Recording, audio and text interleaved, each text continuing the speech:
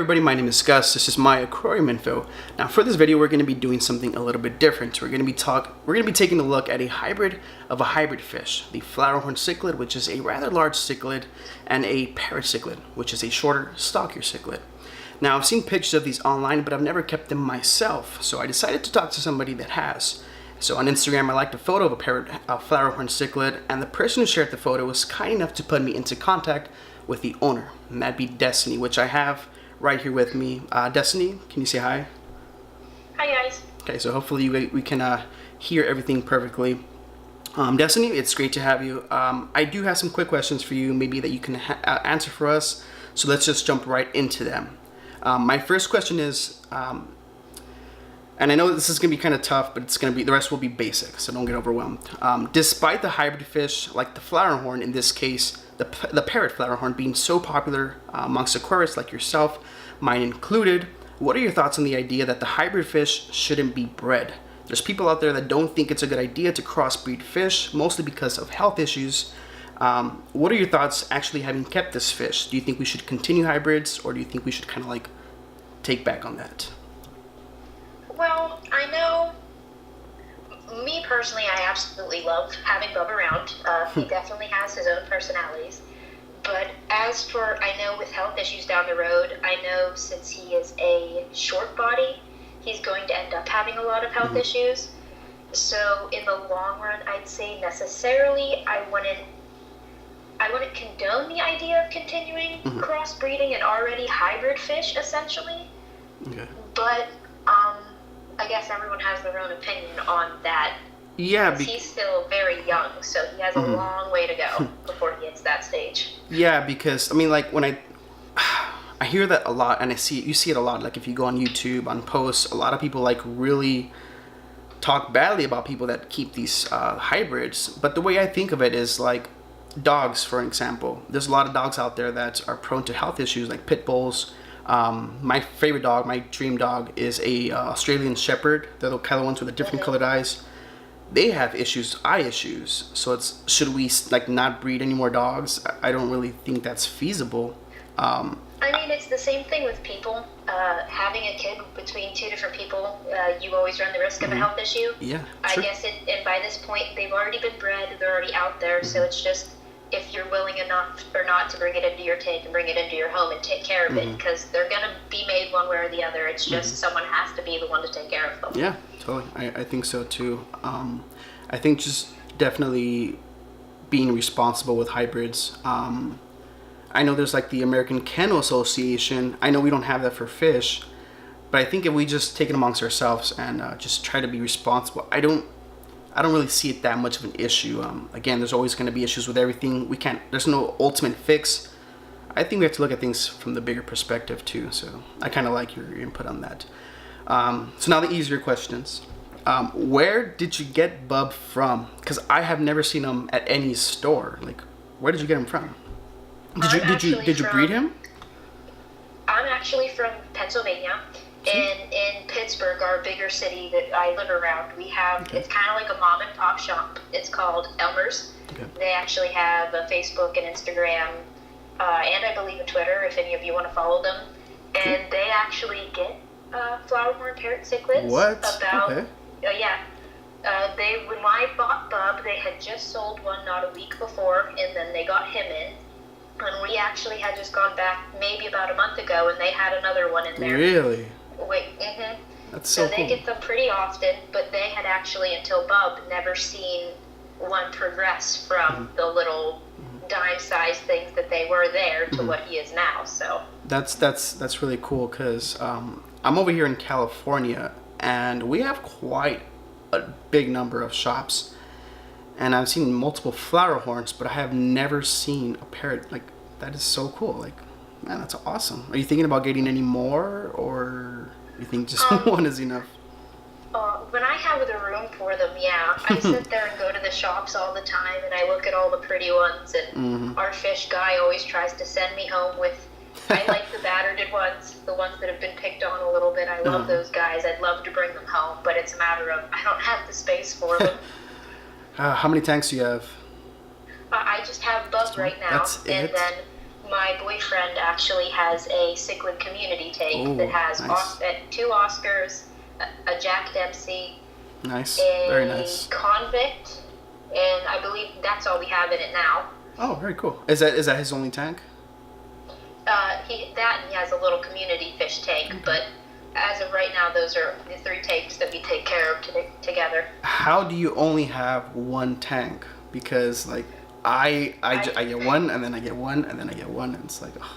I actually live with my grandparents at the moment, so like the tank that I have now was the issue getting brought into the house. So like bringing in more is gonna just get worse. The trick is to not say anything. You just gotta like do it. Well, that's kind of what I did. I brought the tank home, and she came home in the middle of setting it up, and I was like, so I bought a fish tank, and she's thinking like little thing, and I was like, it's 29 gallons, so like it's not necessarily the one you'd be thinking when I say fish tank. Yikes, that's funny. That's how it goes in the hobby. Anyways, so how big is he? Have you measured him? I actually have not necessarily measured him. I don't know, how big would you say he is? Here, I'll introduce you to Bub. Awesome. Come here, buddy. I know, you're gonna wait up there until I give you food. So this is Bub. He's about a little bit smaller than palm size. If he'd get out of the freaking corner. Alright, come here. Alright, buddy. Yeah, so he's a little bit smaller than... Okay. A little smaller than palm size. How old is he? He's probably going on about 3 months since we got him, but I'm not exactly sure how big or how old he was when we got him. Okay. When we got him, he was a little bit smaller than like a silver dollar. Wow, so he's grown. He's grown quite fast. A little bigger than a quarter, and he went from about that size to this in a few months. So wow. It looks maybe like 1, 2, 3. Would you say like 4.5, maybe 5 inches? It kind of looks like. Yeah, I'd say like 4.5 inches. And he's about little over 3 months. Wow, so he grows. So they grow rather fast. He's on a very high protein diet. So he's pretty much been at a steady growth rate for a while now. Okay. What do you feed him? I'm sorry, what? What are you feeding him right now? Right now, the thing that he likes to be hand fed is the PE pellets, the PE mysis stuff. Okay. Because they are guaranteed to be parasite free, especially their like frozen food. Very nice. And then if I am in a rush or if I know I'm not going to be home till later, they're called Sira O-Nips. Okay. They're these little like round tablets that you stick to the glass. Oh, nice. That leave like almost no residue, and it works pretty well. He absolutely loves them. Very cool. Is this your first Flowerhorn cichlid? It is. What made you want to get a Flowerhorn? Well, I kind of saw him in the store. We had already had his tank for a couple months, and when I saw him in the store, he was very shy and like hid behind everything, but like when he'd come out, his little mohawk that he has going on now, he's kind of always had. And so I was like, I need him. We're buying him. I'm getting him today. And that day I bought my fish tank, I bought all my decorations, and the next day we went back and got him. That's awesome. That's really cool. I love what you're feeding him. My biggest advice to Flowerhorn keepers always is to just avoid floating foods if you can, because when they have to come up and gulp for air, that air gets into their body. And I've actually had a Flowerhorn that developed a really big, like I forget what it's called, but it develops in their stomach, and it's really big, and you can see it, and it's basically like an air bubble, and they have to like put a little needle and let it out. It's a big deal. So definitely avoid floating foods.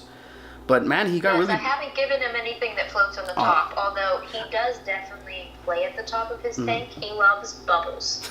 So in the middle of the night, I will hear him like attacking something, and I'll look over, and sure enough, he's playing with his bubbles that are on the top of the water. I've had mine do that too, and I'm like, what are you doing?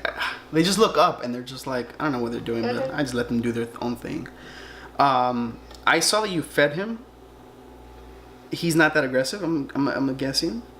No, not with me necessarily. If I don't follow his feeding schedule to the way he likes, he will grab onto my finger the first time I put my fingers in the tank. I saw you post something like that. I laughed. It was pretty funny. He will grab on and shake a little bit until I wince a little bit and move my fingers, and then after that he's fine. He will eat out of my hand, no problem. Nice.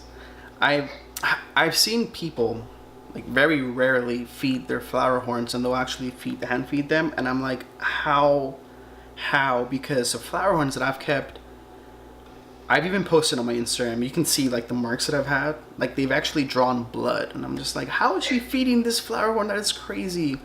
But I guess it's just per fish. Actually, if I don't feed him once a day by hand, will not eat. Because when we first got him, I had to feed him, and until he got so much out of my fingers, he would not eat anything that dropped after that point. So now he's spoiled and refuses to not eat unless it's being hand-fed or by his little stick-on ones. Oh my god, he's feisty then, huh? Is he? Well, you said you haven't kept him with any. We were talking earlier. You said you hadn't kept him with any tank mates. You said you were thinking about getting some tank mates. Which ones did you say you were thinking about getting? Because I know that they can be quite aggressive. Well, flower horns. My thing is, about the only tank mate that I necessarily feel comfortable putting in with him would probably be like a pleco or some type of bottom feeder that's not going to get in his way. Just because by the way that he's reacted to like seeing himself in the glass sometimes, he'll like swim up and down his tank and flare up at himself in the glass. Yeah. And I know flower horns are not supposed to be kept with anything, and then parrot cichlids are kind of a group fish. So because of him being a hybrid, he kind of could fall anywhere on the scale, and I have no idea without risking it where exactly he'd fall. Yeah, that's kind of crazy because like again, the parrotfish can be kept with, you can keep him with a convict cichlid or whatever you want to keep him with, but the flower horns can be aggressive. You know what? I kept my flower horn in I think it was a 55, and I divided it, and I left a little bit of space, maybe like 20 gallons for a convict cichlid, right? I just had an extra one. I needed to home her for a little bit, so I put a divider. And I got home, and that divider had fallen. And I'm like, oh my god, that's going to be, like, destroyed. I don't know how or why, but they got along. Like a convict cichlid, like a tiny convict cichlid, female. She's reproduced and stuff, so she's full grown. And then this huge flower horn swimming right next to her. I don't know how to explain it. So I think you just have to, like, experiment, but responsibly. Like, don't just throw any fish in there. Yes. But if you do... The only time he's technically... At one point, I guess I can say, he has been in a tank with other fish. When we first brought him home, we had to keep him in my boyfriend's tank for a little while until the ammonia levels in mine could come down, because I have city water and my ammonia's real high. Yeah, mine too. And we put a divider in, and we maybe got him like 20 gallons of water, about the same as you, out of the 55. And... he seemed to take to the bigger fish, like the fish that were huge compared to him. He kind of he'd swim around with them, but the Jack Dempsey and the convict, since they were a little smaller, he kind of would flare up at them. And mind you, he's like a little bit bigger than a quarter by this point, and he'd like flare up at them. That's how these things are a good 4 or 5 inches already, and it's like, dude, what are you doing? Yeah, oh, that's terrible. So I think it kind of just depends on the nature of the other fish and how they are. It would really just be a big experiment. Yeah. A lot of time. My first flower horn, I actually got him basically for free. He was a super red dragon flower horn. They're pretty pricey. And the reason I got him is because he was donated to my buddy's shop because somebody kept a whole bunch of cichlids. And they decided to put him in there because he was small. He was, he didn't seem like a threat. Well, he woke up one day and all his fish were dead. Except for one or two that couldn't. They're way too big. But man, that and having experience like my own, I'm just like, man, these are so aggressive. But having a hybrid, having that parrot, a little bit more docile personality, I'm just wondering how he's going to be with other fish. So if you do keep him with other fish, you should definitely let me know, and that'd be really cool. Oh, I will definitely. As he grows and develops, I have no issue keeping you informed and keeping you in the loop. Because like I said, I love to show him off. So why Bub? Why did you decide to name him Bub? Well, so Bub is kind of like a family nickname. And when we got him, we weren't sure if it was going to be a boy or a girl because he was too small to sex yet. And by the time I finally figured out it was a boy, it was like, all right, it's already been like almost 2 months of calling you Bub. I don't know what else to call you. And when I'm half asleep in the morning feeding you, I'm still going to call you Bub anyway. So might as well stick with it. That's cool.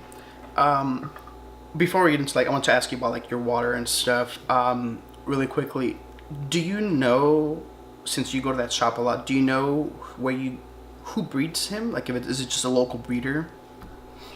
They actually, I do not know where they get him bred from. I could definitely ask the one guy who I'm in contact with through that shop and get back to you on that. Yeah, definitely. But at this exact time, I have no idea where they get him bred at. Because what I'm curious, maybe you can find out, is I know that oftentimes some hybrids can't reproduce.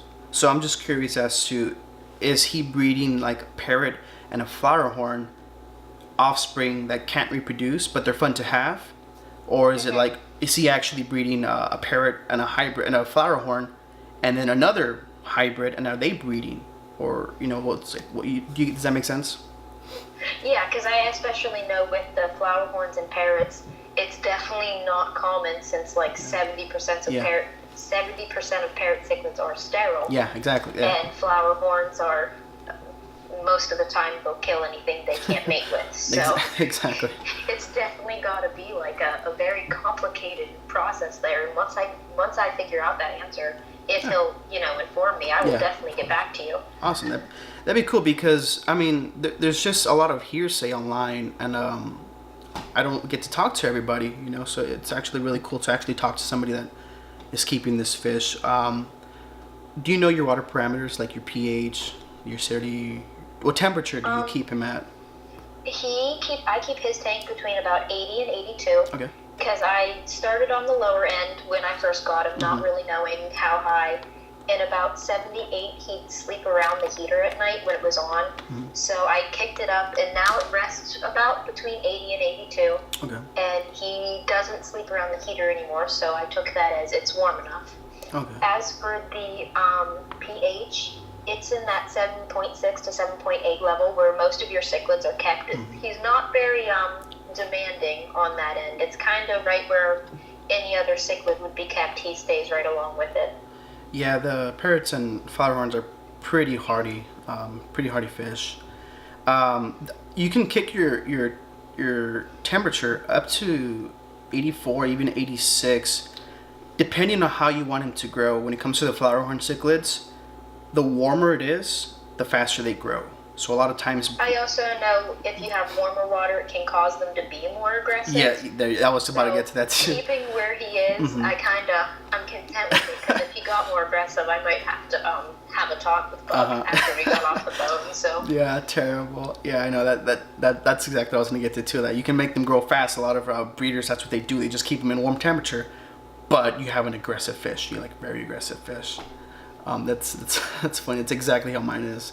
When I was first growing him out, he would just attack anything that went in his tank, whether it was like a worm. I do use feeders. Have you ever used feeders, or are you like not Are you not for that?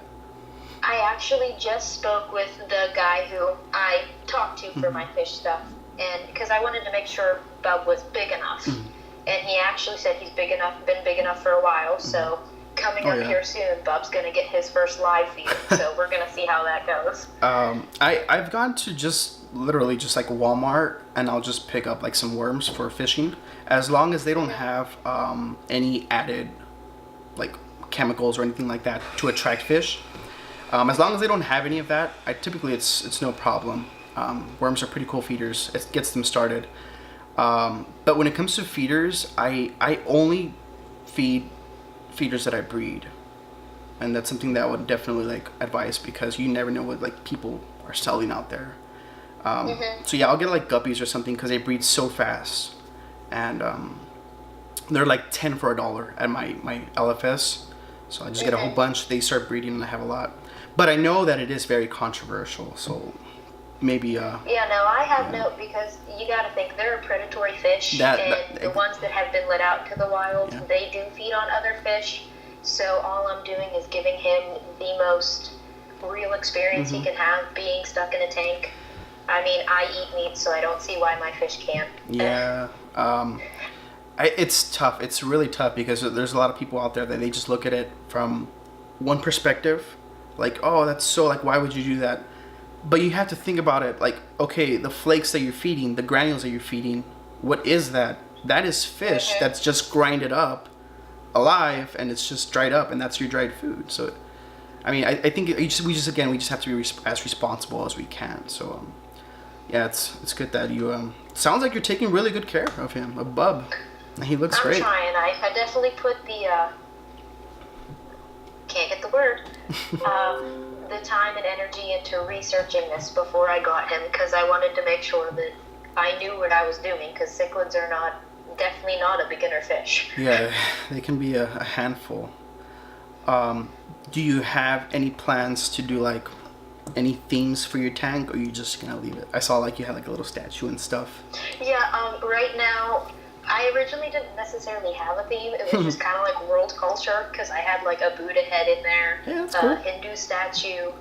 And now that he's getting bigger and he's going to need more space, it kind of just is whatever he can fit in. Because with him having the Parrot Cichlid shaped body, it makes it hard for him to fit in things because he's a little rounder and a little chubbier than other cichlids. So right now he just has a big thing that a big like tower that he has room to swim in and out of, and the Buddha head, he loves to hide in it still. So he fits in there? There's one hole in there. Oh my goodness! The top 2 holes on the top he can still fit through. That's crazy. I kept buying, as my flowerhorns, like they start off small. I would get them pots, but they just grow out of them, and eventually you're getting like these big pots from Home Depot.